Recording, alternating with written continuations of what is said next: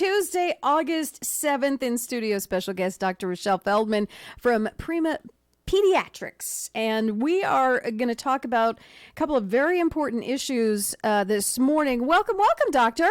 Thank you. Good to be here. Good to be here today. Excessive heat warning all day through 8 p.m. Temperatures not really going to let up this week. We're looking at triple digits throughout this week. It's not only not going to let up this week, it's not going to let up the rest of the year, except that this excessive heat is expected to go through with very little break the end of October, beginning of November. We are not getting that recovery period. Sometimes we have these heat waves, and it just seems like we're not getting those little breaks in between anymore. It just seems like it's going on forever and ever and ever. My AC is on all the time. It's going to cost us a real fortune here. It is. Yeah. It is. But let's talk about, because you are a doctor of pediatrics, how does this affect kids? What heat and kids? Well, heat and kids is kind of a lethal combination. At least all of you know about the issues that have already happened this summer and will continue to happen despite our best practices as parents who forget that their kids are in the back seat, and if they're babies, and they die. The temperature in a car here in the middle of the day will exceed 120 degrees within 5 minutes. That's once huge. The car is off. That's huge. And basically they'll bake. That's the end of it.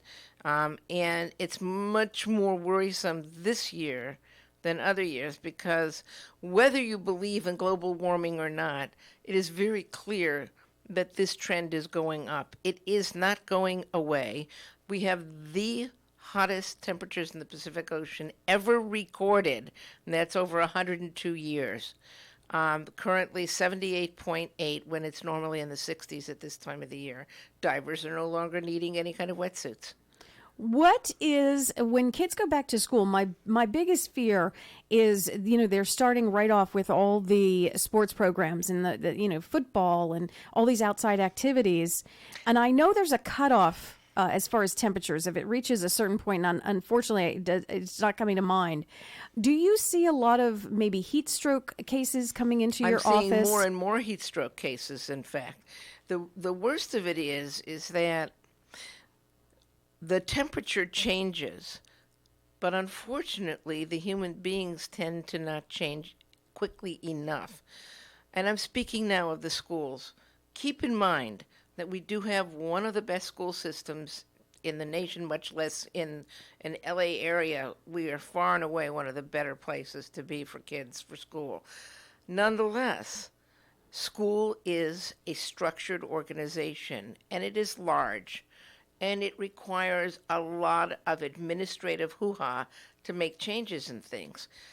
Right now, our schools are going to be placed in a situation where they have to make changes right now. Mm-hmm. And that means that no outside sports, because we're not talking about just heat. We're talking about increased humidity. We're high desert. We never had more than 10 or 15%. We're now seeing 40 and 50%. That increase in humidity makes the increase in heat 10 degrees hotter. Mm-hmm. And it increases the risk of heat stroke that much more, because when it's more humid, you can't sweat it off. And so all the mechanisms by which we have to cool our bodies, and keep in mind children have a much narrower range because they don't sweat as much as adults do, we are now talking about a very dangerous situation. It is my opinion, not the opinion of this station nor of anyone else, but just mine, that no outside sports should be permitted until the heat chills down to less than 90 degrees.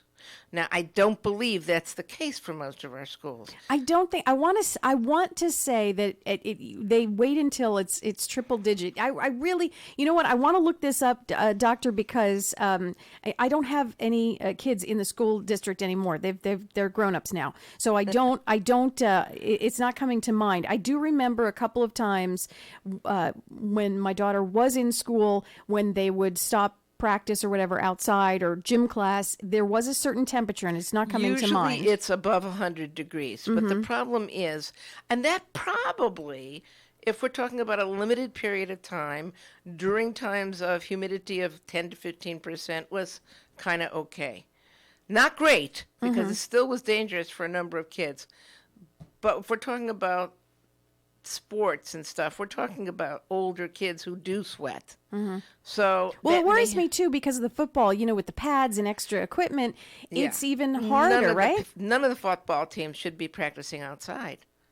None of them should. And I know that's going to happen.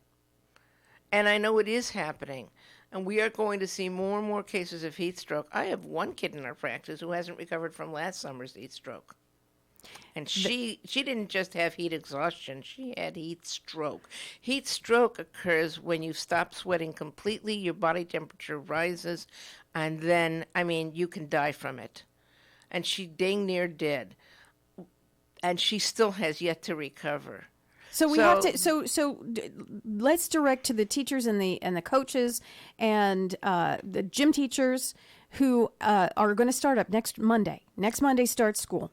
Right. What do we do? Because if the rules are not changing and we have to adapt to the school rules, what can they do? Is there something to look for? Do you maybe break every 15 minutes and make sure those kids are hydrating? Is there something that we can do? Well, I know that the coaches and the teachers do try very hard to keep those kids hydrated.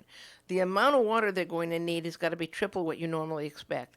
Every 10 to 15 minutes, these kids need to be watered. And I don't mean internally, I mean externally as well. Oh, Because if you water somebody down, like when you go to the beach, yeah. you can still get heat stroke, but it's not as easy if you're going in and out of the water. Gotcha. So, and even though the water is too hot, too, it's better than nothing. It will cool you. So these kids need to be watered, but more importantly, use common sense. I don't care what the rules are. Sure. If it's too hot, it's too hot. And you ignore the rules and save the lives. And that's the important thing. Absolutely. Don't let those kids out running for more than 10 minutes at a time without watering if it's above 90 to 95. And if the humidity is greater than 30%, and you got to pay attention to that. We all have cell phones now that tell us the humidity as well as the temperature and the wind and everything. You can check it. We can't plead ignorance anymore, can we, Doctor? No, we can't. We so really you got to can't. be careful with that. And there are other issues involved here. Not all the buses that are used in all the school systems in this area are air conditioned. In fact, there are a number of kids who are handicapped who go to school by bus alone, and those buses aren't air conditioned. They can't be allowed on the buses. I'm sorry, guys.